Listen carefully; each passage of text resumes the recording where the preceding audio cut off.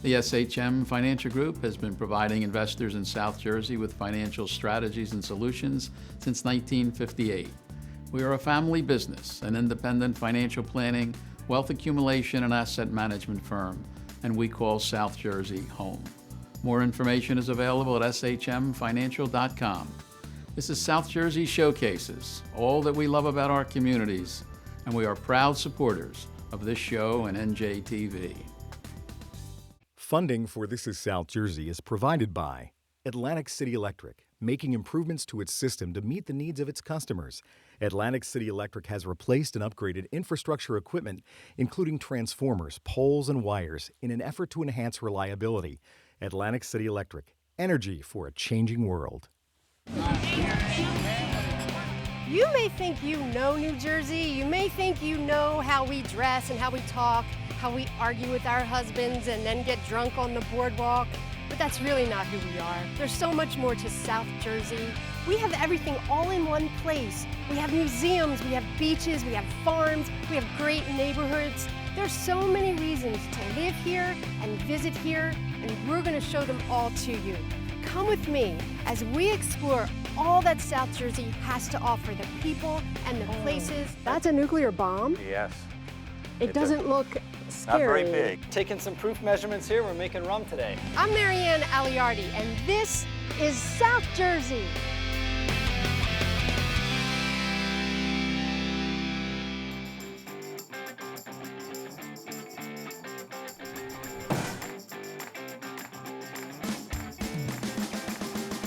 I'm standing in possibly the coolest spot in South Jersey. This is Cooper River Distillers. It's a working whiskey distillery. It opened 2 years ago. It was only the second distillery to open since the Prohibition. 8 are now open in the state. This is a really cool place. You can come here on Friday nights, see how they make their whiskey, and you can hang out, have a cocktail with friends, and just have a really good night in a really cool place. I'm meeting owner James Yoakum. He's a Wharton grad who had a pretty successful career as a Philadelphia realtor, but now he spends his time working on something completely different. What are you doing?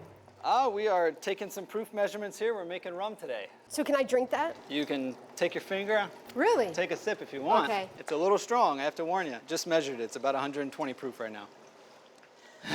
It's a little strong. My gosh. Okay, that's strong. Where did you get the idea to do this? I had been making beer at home, and I decided, I wonder if I can make whiskey at home. And the beautiful thing is it's not that complicated. Okay. Really, I learned it talking to other distillers, visiting other distilleries. The internet's a great resource, obviously, and then a lot of trial and error. So you're making rum. Today we're making rum. We switch back and forth between rum and whiskey. Okay. Kind of just depending on what we were ready to make that day. When you started this, did you know you were going to be making rum? Yes, so I'm originally from Kentucky, so the thing I'm passionate about is bourbon. That's the end goal, is to make, New Jersey's best bourbon ever. All right. That's the end goal, but I knew that would take a long time because bourbon gets most of its flavor from aging in barrels, and that's going to be years, and I didn't want to feel rushed about that, so I knew I also like rum. Rum's delicious, people love it, it's fun, and it's a lot faster to make. So I knew we could get a good rum out in a few months versus a good bourbon that's going to take us years. Right. What you're looking at here is actually almost the last step. What's coming out right here, this thing's called the parrot. Yeah. Kind of looks like a parrot. What's coming out of the parrot right now is drinkable. It's finished rum today. On other days it would be whiskey. But when it comes out of here, it could be a finished product. Since the rum is at its final stage, a big part of today's work will be bottling. Each run from the still fills 50 to 60 bottles, and they are filled right here at the distillery. I'm going to help out with today's batch. So we'll fire this up. It's going to take it just a minute to start pulling the rum through. What it's doing is we've got our tank over here full of rum. It's got a big batch in there, and this pulls it through using vacuum. So then if you want, you can just pull these off. Okay. Grab one of those corks from there and pop it right in the top. Okay. And I'll get the next one going. When you were in real estate and you told people, oh, I'm opening a whiskey distillery, what did they say? Different reactions from different people. I think everyone thought, oh, that's really cool. Yeah. And some people thought, oh, that sounds great, go right ahead, that'll be easy. And then a few people realized that I was kind of crazy. Yeah. I think people in the industry know how difficult it is to start something like this, and they would warn me that, hey, it's going to take you years and years, and they weren't wrong. I know a label goes on here. How does that happen? Do you do that here? We do the labels here as well. We actually have everything here. We do everything. We don't grow our own grain. We wish we could. Being in downtown Camden, the corn growing is a little tricky, but everything else, once the corn comes in, we're taking it from there. I think the next step would be to taste them. I agree. Perfect. From the bottle or something a little classier than that? No, I'll take a glass. All right. I'll take a glass, thanks. I'm curious and maybe a little nervous to taste James' creations. I'm not exactly a huge whiskey drinker, so I've brought along my husband Joe to help, which he was happy to do. The lounge part of the distillery has a 70s basement kind of feel, and that's a good thing. This is where people hang out on the weekends. So we're only open Fridays and Saturdays, and the Friday night tends to be an after-work crowd. They come, they have some drinks. You can always bring your own food. You can hang out. We have dartboards, have various board games. And then on Saturdays, that tends to be the crowd that's more curious about distilling. So we do a lot of tours on Saturday. Oh, really? Come get a tour, learn about what we do. Every now and then we'll have a band playing music. So it's a good time. Nice. We're going to be tasting rum, but there's a whole bar here, so you can order all kinds of cocktails using the newly made rum or whiskey. Why is this Petty's Island rum? Oh, so the rum is named after an island that's maybe a mile from here in the Delaware River. So Petty's Island is a little island out in the Delaware between Philly and Camden, and it is an island full of crazy history. So we picked it for the name of our rum. How did you know that? How did you know about It's something I saw on a map, and I said, it sounds like a rum, you know, because rum tends to be from the islands, but it also lets people know that it's from this area. And it turns out that in the history of Petty's Island, it was purchased way back in the 1600s, and there's a deed that they found, and the purchase price was barrels of rum and barrels of gunpowder. So No way. couldn't be more appropriate as a name for a rum. All right, so when I taste this, which kind of terrifies me, what am I looking for? So what I just poured you is our Petty's Island Rye Oak Reserve rum. So this is our aged rum. It ages in used rye whiskey barrels. So with this one, you're going to taste the alcohol. It is 90 proof, but also you're going to taste some of the notes from the barrel, the oak flavors, which is a lot of vanilla, cinnamon, spice, and it's going to taste a lot like whiskey. So if you're a whiskey drinker, you're going to say, hey, that's rum, but it's a lot like a whiskey, and that's because we're using those barrels twice, and they had previously been for whiskey. Okay. Are we ready? Cheers. Cheers. Cheers Cheers. to Petty's Island. Indeed.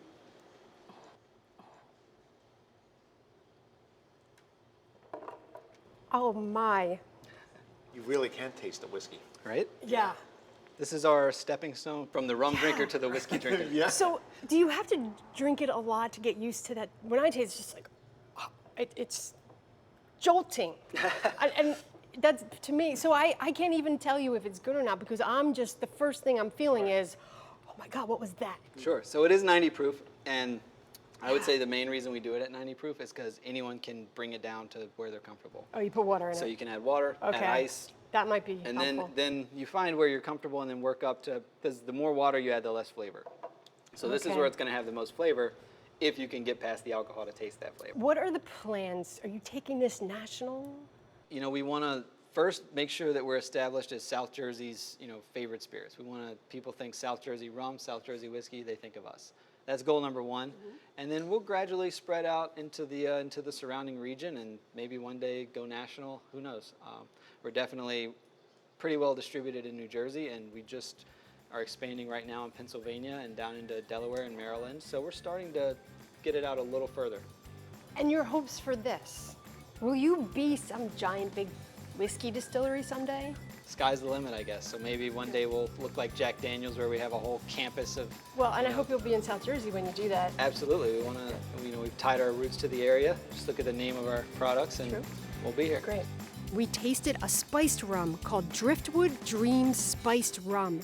James says it's one of their most popular rums, and I can see why. That's really tasteful, and I would think if you mix that with other things, it'd be really good. Yeah.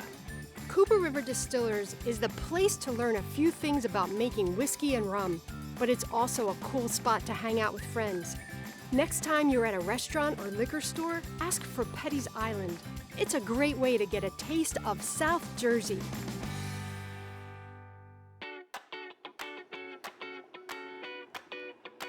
I'm in Burlington County at the Air Victory Museum, which is on the grounds of South Jersey Regional Airport. The museum is really a giant hangar that houses military aircraft. Some of it's hanging from the ceiling.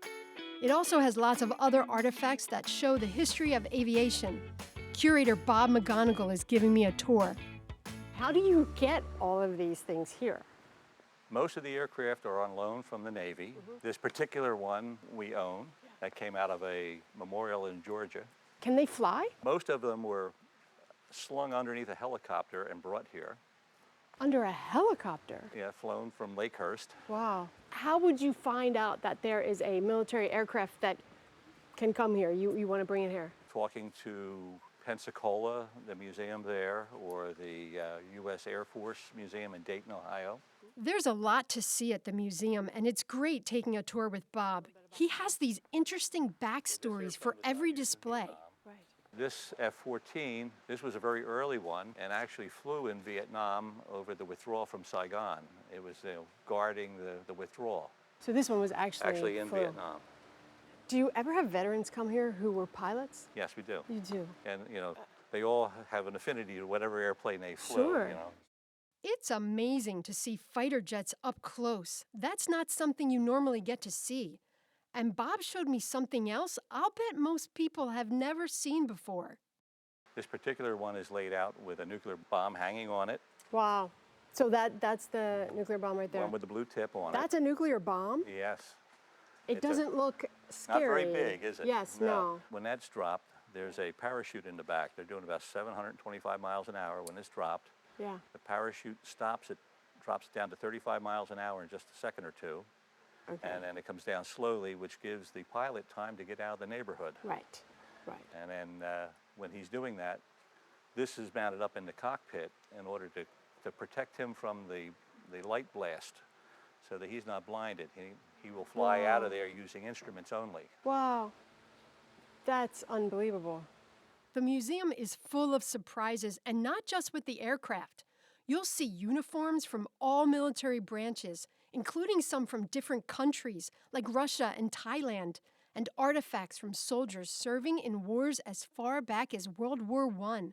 There's a kids zone, but of course the biggest attraction sits right in the middle of the museum. This is a P-80 built in 1944, and it was flying in 45, but this never made it over to Europe. So this was flown only here in the States, and then somebody crashed it in 47. Oh. So we only have half an airplane. But if you'd like, you could go up the steps, and I would like that, yes. we encourage all our kids to come visit to go into this. And since I'm a kid, I gotta try it. I've sat in there enough. This is really something. I can't imagine. How long would a fighter pilot be in here riding? This could be as long as 8 hours, depending on the amount of fuel that he's carrying. I can't imagine being in here for 8 hours, especially if you close this. With that closed, yes. So you don't want to be much over 5'8" sitting in that airplane. There's so many dials and buttons. I've never thought about what it's like to sit in a military jet, but now that I have, I can't imagine being a fighter pilot. Bob, this was fantastic. There's so much to see here. It was very nice having you here today. Thank you. I hope you've enjoyed your tour. You were a great tour guide. Thank you, thank you. I hope to come back again. Come back with your family. Thank you. Thank you. This is the Air Victory Museum. There is so much to see here. Kids will love this, but if you're an adult, you'll love it too. It's $4 for adults to come in, $2 for your kids. You'll see technology, all kinds of memorabilia, and of course, the real live jet fighter planes. This is the Air Victory Museum in Lumberton. You should stop by and visit.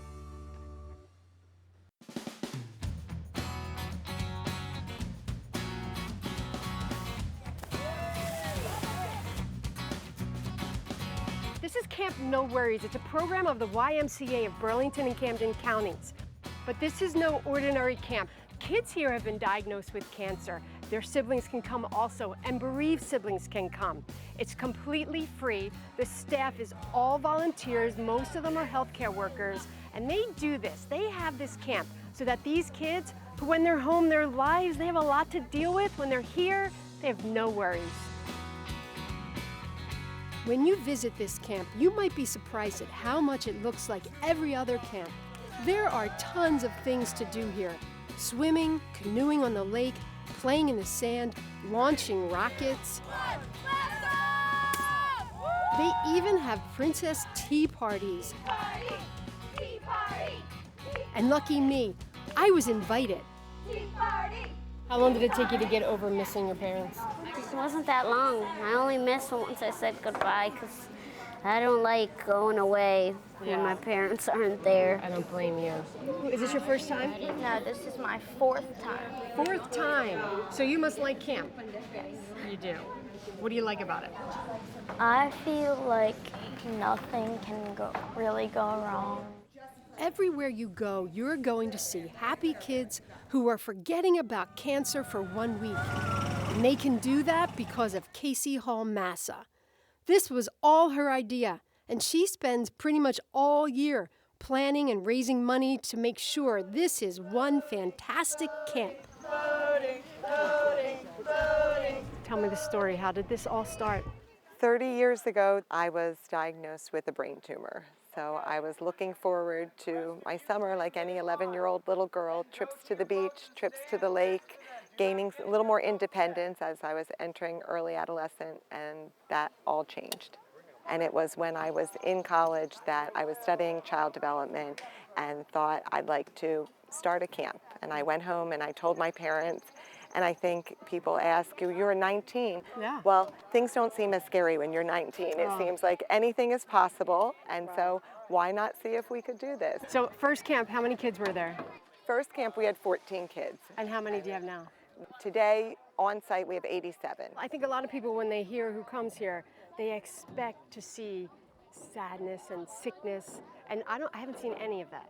You will hear giggles, you will hear jokes, you will hear laughter. We don't see sadness, sickness. Are there homesick moments? Yes, but we're usually able to talk them through that, and the other campers are able to talk them through that. They'll say, you can do it, we don't want you to leave yet. Tell me about the staff. They're all volunteers, right? We do not have any paid staff members. We have a complete volunteer staff. We have some that are former campers, some that just have heard about camp through the community setting. We have a really great, huge mix, and there are different ways that people can help. You don't have to come and be a counselor overnight. There are part-time opportunities where you can come and do a couple of hours in arts and crafts. You can help with camp cleanup, and we need all that help to sustain the program. Sure. Do you realize that for you to have started this when you were 19, and now it is this camp that makes so many kids happy, that's remarkable. You're remarkable for doing that. Do you get that? Thank you. It makes me happy because I'm a mother of 2 now, and I would want something like this for my own children. 2 things at this camp do give you a taste of reality. There's a memory tree with the names of campers who passed away in the previous year, and counselors have to make sure kids' health needs are being met. It's great that most of the counselors are former campers, so they've experienced this and can lend an ear if a camper needs someone. But for the most part, camp is about having fun.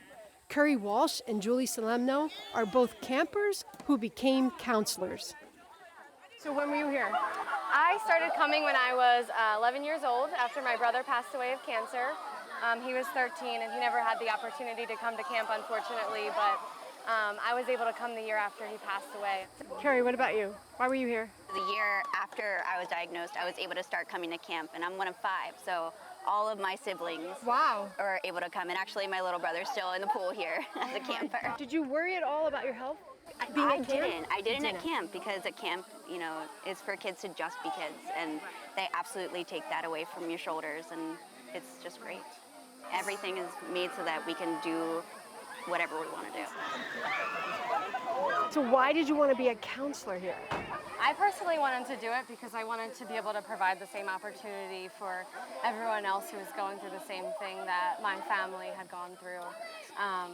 And to be able to give that back to the kids who are still going through it, and to give them a week of no worries, to enjoy their summer and to enjoy just being a kid that they weren't able to do. Do kids come up to you and they want to talk to you? Or is this just all happy time? Sometimes, a lot of times, especially the little ones, they'll say, oh, what did you have? Or did you have leukemia? Or I had leukemia, what are you doing? So for them to be able to look up to us and see like, oh, I can do that someday is really cool.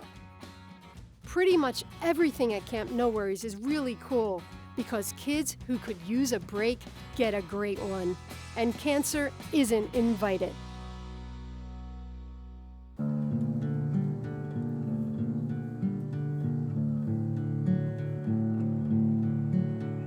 I'm Vineland at possibly the most peculiar place I've ever been. This is the Palace of Depression, and that's depression as in era in U.S. history. It was first built in the late 20s using scraps from a junkyard. It had a ticket booth, and people would pay 10 cents to tour this weird creation. It was eventually torn down, but it's now being rebuilt by Kevin Kirchner, who remembers visiting the palace as a boy. He says it gave him nightmares because it was so odd, and the original owner, George Daner, was pretty scary. But even so, Kevin is committed to rebuilding this one-of-a-kind palace. It's like a little world back here. Oh, it's great. This is actually the front of the palace because he wanted it to face the stream. Where are we? What am I standing in? Tell me about this. George Daner, who built the Palace of Depression in 1929, saw an advertisement in New York that said Vineland was selling land for $1 an acre. So he had $7 left to his name because it was during the Depression time, right. And he decided he was going to come to Vineland. So you always see pictures of George Daner with a walking stick because he walked from New York to Vineland. Get out. And when he got here, the real estate office, it was late in the afternoon, they were ready to close. And he showed them the ad, and they laughed at him because the ad was about 4 or 5 months old.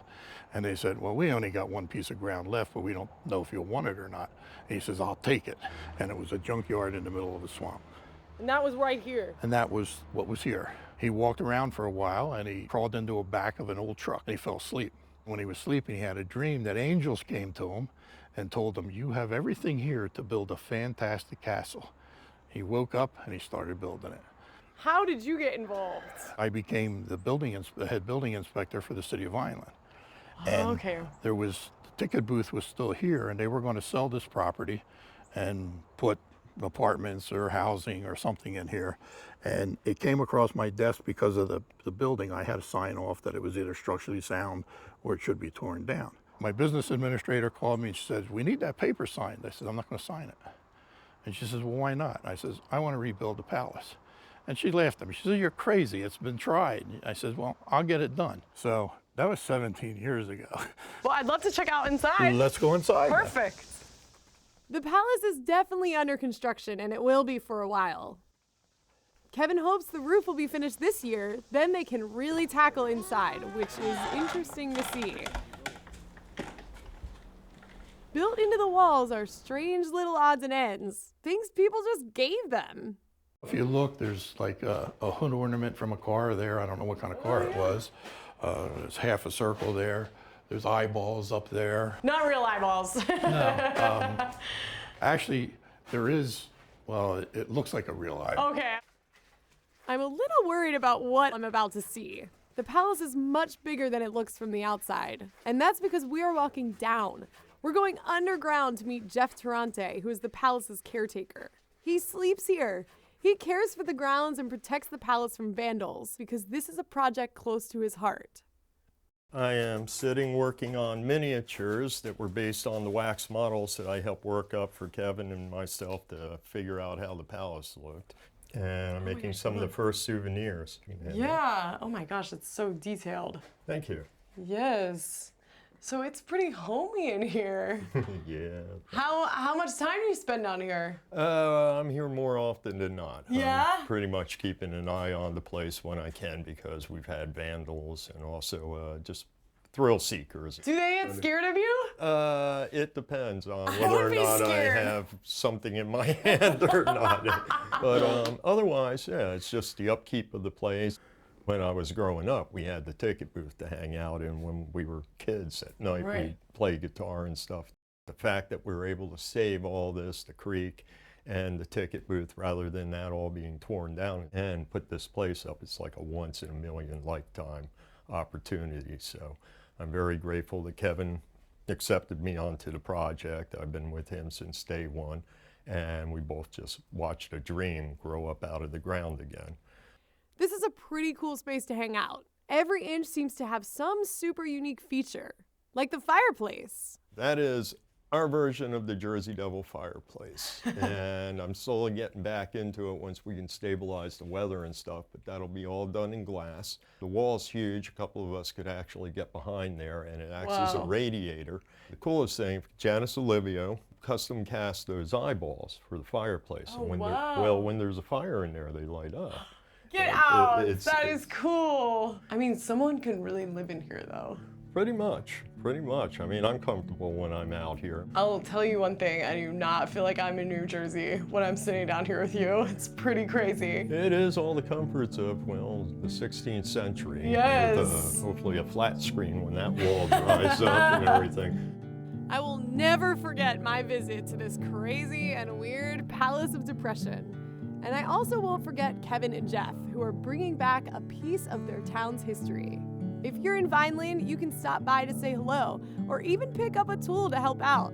I assure you, you've never seen anything quite like the Palace of Depression. And it's right here in South Jersey. From small town shopping to large scale retailers, Camden County businesses offer everything you're looking for. By shopping in Camden County, you're promoting local job growth, plus you're saving time, money, and our environment. So take the pledge to support our community. Shop local, shop Camden County. For more information, visit shopcamdencounty.com. Funding for This Is South Jersey is provided by Cooper University Healthcare, a proud supporter of NJTV. Cooper is South Jersey's leading health system since 1887, whose mission is to serve, to heal, and educate. Learn more at cooperhealth.org or by calling 1-800-8-COOPER. And Community Foundation of South Jersey, maximizing the impact of our region's generosity. We help individuals, families, businesses, and communities create lasting change. For more information, visit communityfoundationssj.org.